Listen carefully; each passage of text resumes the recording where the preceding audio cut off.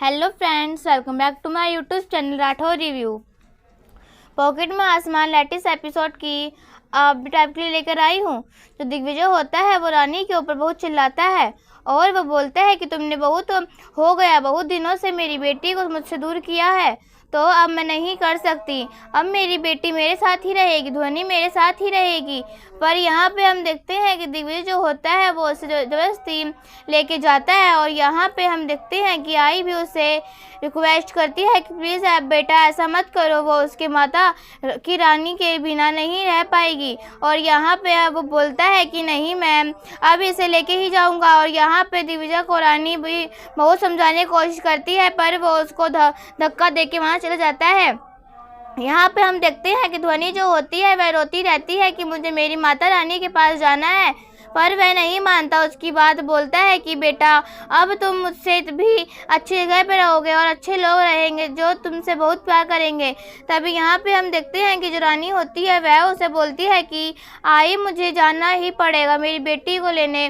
तो वो बोलती है कि मैं भी चलती हूँ, तू अकेले उस कैसे उन लोगों के वहाँ पे लड़ेगी। तो वो बोलती है कि नहीं आई, ऐसे ही आपकी बहुत उपकार है मेरे ऊपर, पर अब और नहीं, बस मैं जा रही हूँ, उसको लेके ही आऊँगी। और यहाँ पे वो चली जाती है। यहाँ से हम देखते हैं कि तभी यहाँ पे दूसरी तरफ हम देखते हैं कि जैसे ही जो दिग्विजय होता है वो ध्वनि को लेके जैसे ही गांधी की पूंजी पहुँचता है तो सारे लोग जो होते हैं बच्चे के रोने की आवाज़ के बाहर आ जाते हैं और वो लोग पूछते हैं कि ये किसकी बेटी लेके आया है, तू क्यों रो रही है, ये क्या, यह कहाँ पे थी। और ईशानी जो होती है वो लोग इतने खुश हो जाते हैं उसको देख के बच्चे को, पर वो रोती रहती है। तो नारायणी जो होती है बार बार उसे पूछती है कि ये किसकी बेटी है, तू किसकी बेटी लेके आ गया। तो यहाँ पे देगू जो होता है वो उससे कहता है कि तुम अब यहाँ पे रहोगी, तुम हमारे घर पे रहोगी, यह तुम्हारा ही घर है बेटा,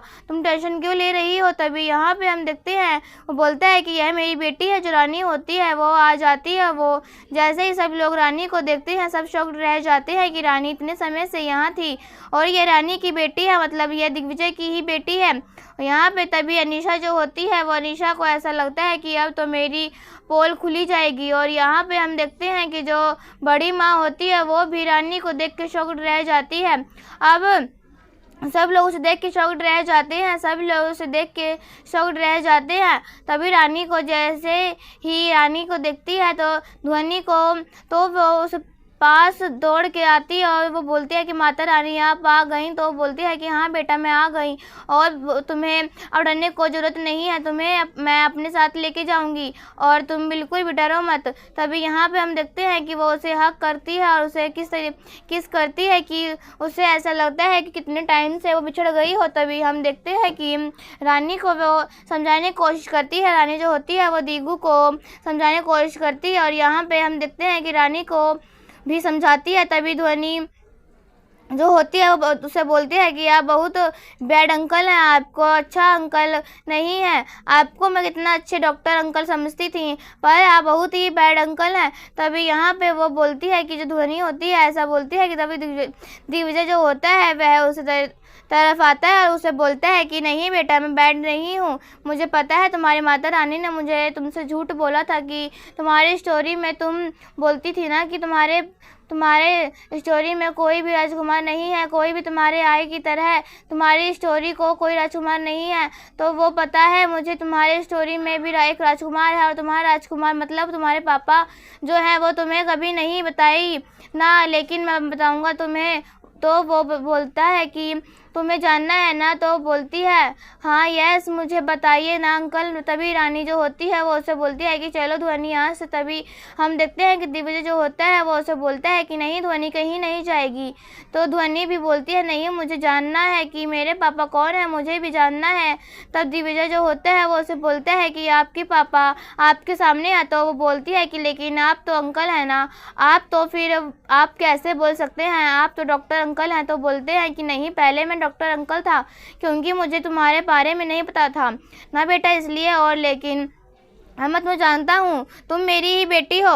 और फिर वो उसे बता देता है कि तुम्हारी ही पापा हूँ। और फिर इतना जो होने के फिर वो उसे अपनी माँ से पूछती है कि माता रानी क्या ये मेरे पापा हैं।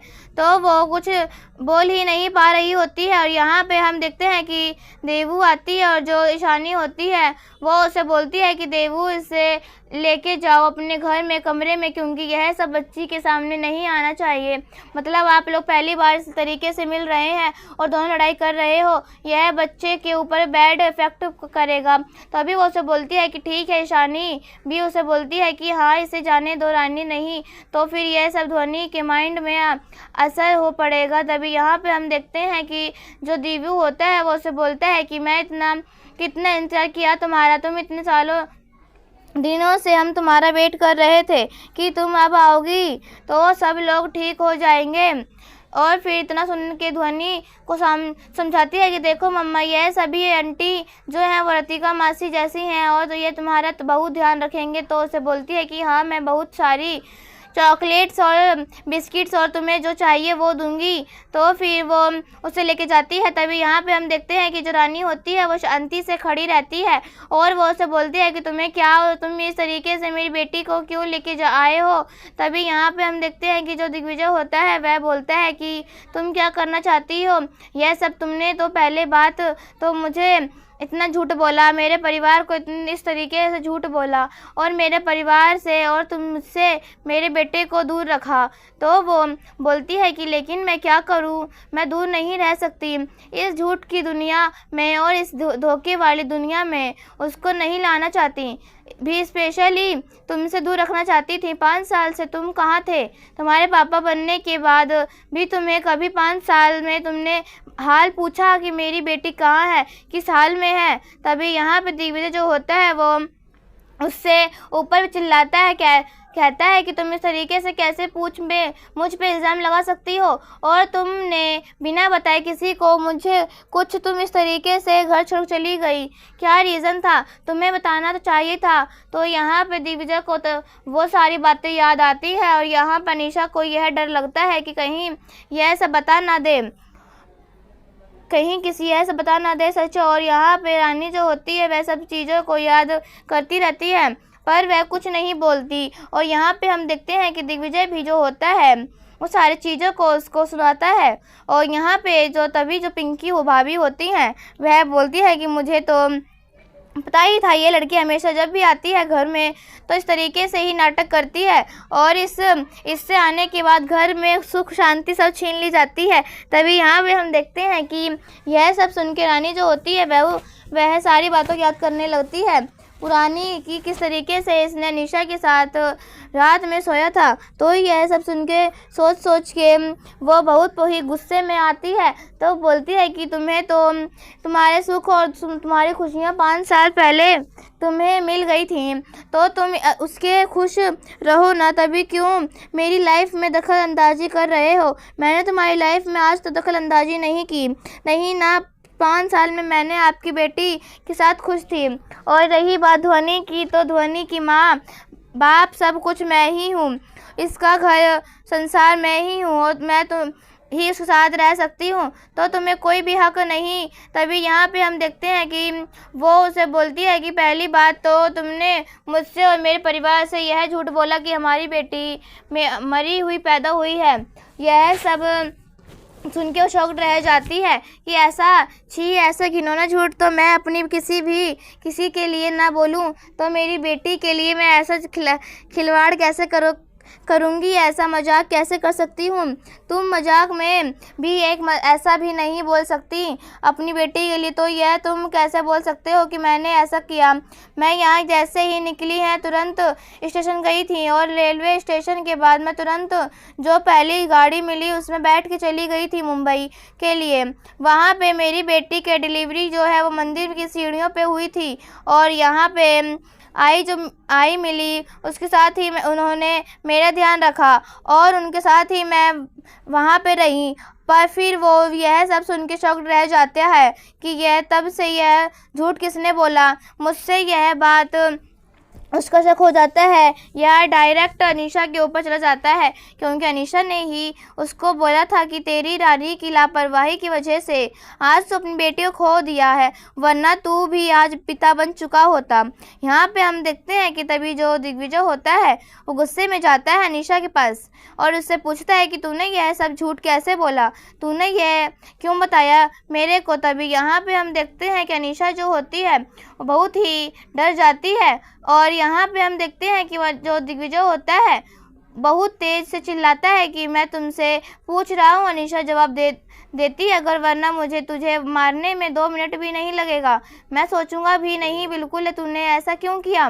तो वह अपने आप को अपना झूठ बचाने के लिए अपने आप को बचाने के लिए वह फिर से उसे झूठ बोलने लगती है कि तो हो सकता है कि यह सब रानी ने किसी को, नर्स को या डॉक्टर को पैसे दे के यह सब बुलवाया हो, तो यह सब तो मैं तो यह माहिर ही है। तभी यहाँ पे हम देखते हैं कि यह सब सुन के जो पिंकी भाभी होती हैं वो भी उसके ऊपर इल्ज़ाम लगाती हैं कि यह ऐसा ही कर सकती है, तू इसकी वजह से अनीशा के ऊपर शक कर रहा है। तभी यहाँ पे हम देखते हैं कि वो उसको बोल देती है कि क्यों तुमने ही था ना, तो वो अनीशा क्यों बोलती है कि वैसे तो मैं तुमसे ही तुम्हारा साया भी नहीं पड़ने देना चाहती इस घर में और अपनी बेटी के ऊपर तुम्हारा साया भी नहीं पड़ना चाहती, पर तुम्हारे लिए मैंने जो किया वो तुम्हें तो पता ही है ना मैंने किस लिए क्या क्यों। तो यहाँ पर दिग्विजय जो होता है वो चुप सुनता है क्योंकि उसे सभी पे समझ में नहीं आता, उसे अभी भी अनीशा को सच पता नहीं चलता और यहाँ पर अनीशा एक झूठ पे बोलती रहती है। तभी यहाँ पे हम देखते हैं कि अनीशा को वो बोलती है कि तुम मेरी बेटी से तो दूर रहना, और तुम्हें तो शायद मुझे, चलो तुम्हारे परिवार को नहीं पता था क्योंकि सब लोग उसे बोलते हैं कि अभी तक तो तुम इस घर में आके रही हो, इसी मेरे हॉस्पिटल में ही तुम नर्स का जॉब कर रही थी। तभी यहाँ पे पिंकी भाभी बोलती है कि यह तो डॉक्टर बनने वाली थी, डॉक्टर बनते बनते नर्स कैसे बन गई, तो क्यों डॉक्टर बनने का भूत उतर गया क्या। तो यहाँ पे वो बोलती है कि हाँ भाभी आप सही कह रही हो, हम डॉक्टर नहीं बन पाई, लेकिन मेरे पास जो है वह चीज़ ना मेरी बेटी के लिए मेरे साथ है।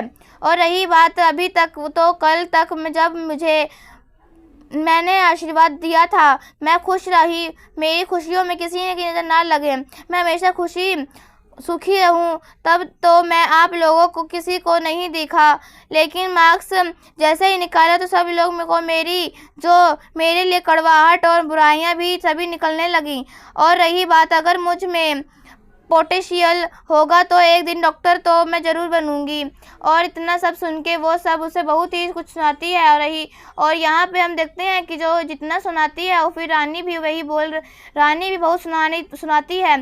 तो इसके बाद वह बोलती है कि तुम्हारा लेक्चर नहीं देना ख़त्म हुआ क्या, अभी भी तुम्हारी लेक्चर देना तुम कभी भूलोगी नहीं। तभी यहाँ पे हम देखते हैं कि पिंकी भाभी जो होती हैं वो उसको बहुत ही खरी खोटी सुनाती हैं, पर यहाँ पे हम देखते हैं कि वो बोलती है कि कोई बात नहीं, मेरे पास मेरी बेटी है ना, मेरे लिए वही बहुत है। और रही बात डॉक्टर बनने की, तो मुझे में काबिलियत होगी, मैं एक दिन डॉक्टर ज़रूर बन पाऊंगी। और तभी यहाँ पे हम देखते हैं कि जो रानी होती है वह बोलती है कि अनीशा को और इस परिवार को कि मेरी बेटी मेरे साथ ही रहेगी। और फिर जो अनीशा होती है वह बोलती है कि हाँ हम यह सब का पता लगा के रहेंगे, यह किसने इसको नर्स को डॉक्टर से हम पूछेंगे लेंगे किसने इसलिए किसके लिए कहने पर झूठ बोला। तो यहाँ पे तो अनीशा ने ही वो सब चीज़ों की होती हैं, पर फिर भी उसे समझ में नहीं आता और वो बोलती है कि तुम तो बहुत ही माहिर हो यह सब काम करने में ना, तो फिर तुम्हारे लिए तो यह सब इजी होगा। और यहाँ पे हम देखते हैं कि अनीशा को लगता है कि कहीं उसका सच पता न चल जाए, तो इस चीज़ से वो कुछ करने से पहले ही सोचती रहती है कहीं अनीशा का सच रानी के सामने ना आ जाए। तो आज के एपिसोड में बस इतना ही फ्रेंड्स। मिलते हैं नेक्स्ट एपिसोड में, जहां हम देखने वाले हैं कि जो ध्वनि है उसकी कस्टडी है वो दिग्विजय को मिलेगी, क्योंकि उसको 5 साल उसकी बेटी से दूर रहा गया है। पर 1 महीने के लिए उसकी बेटी को भी उसके साथ रहकर उसकी माँ को भी उसके साथ रहना पड़ेगा, रानी को भी साथ में रहना पड़ेगा। तो रानी भी उस घर में वापस आएगी गांधी कुंज में, और यहीं पर एपिसोड ख़त्म हो जाता है। ऐसी ही वीडियो देखने के लिए राठौर रिव्यू चैनल सब्सक्राइब करें एंड वीडियो को लाइक करें। तब तक के लिए बाय बाय।